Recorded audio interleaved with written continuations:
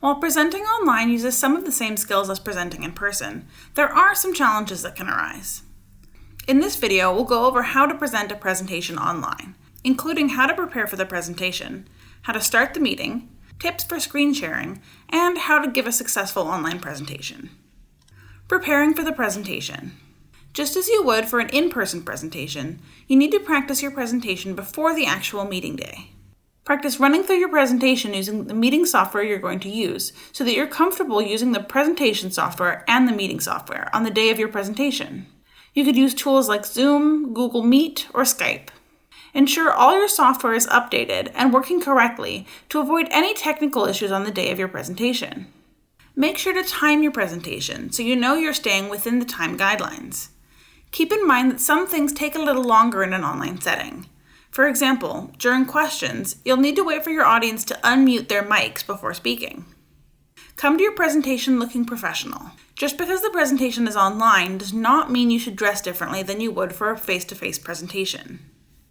Starting the meeting. Take some time at the beginning of your presentation to set some guidelines for your audience to help your presentation run smoothly and to reduce the number of distractions. Give your participants instructions for how you would like them to interact with you during the presentation.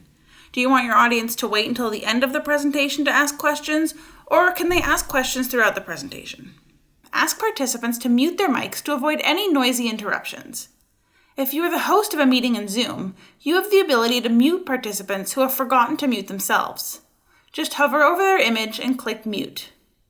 In Google Meet, you can mute a participant in the list of people in a meeting by clicking the down arrow beside their name and clicking the microphone. Just be aware that in Meet, only the participant can unmute themselves.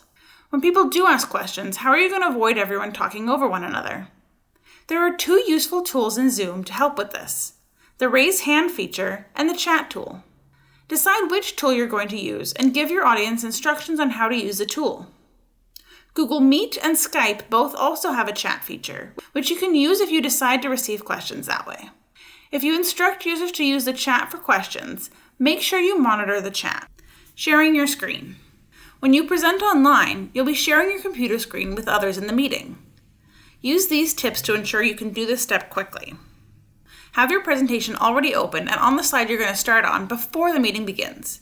If there are any other supporting materials you're going to share during the meeting, have these open as well.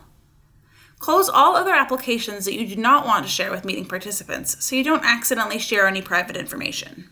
You also want to make sure there is nothing on your desktop that you don't want others to see and that you have an appropriate background image. Remember to practice sharing your screen before the presentation day. To share your screen in Zoom, click Share Screen from the bottom menu. Choose the presentation you wish to share and click Share. The meeting participants will now see your presentation. In Google Meet, click Present Now and select what you want to share. Giving the presentation. Giving an online presentation uses many of the same skills you would use when giving a face-to-face presentation. However, it can be harder to keep the attention of your audience in an online meeting, so there are a few important guidelines to remember. If possible, put your presentation on presentation mode so that your audience sees the slides as full screen, and they don't see your speaker notes or the next slides. You'll need a second monitor, a large enough monitor to split the screen, or a printed copy of your speaker notes to do this, as you won't be able to see your notes in presentation mode either.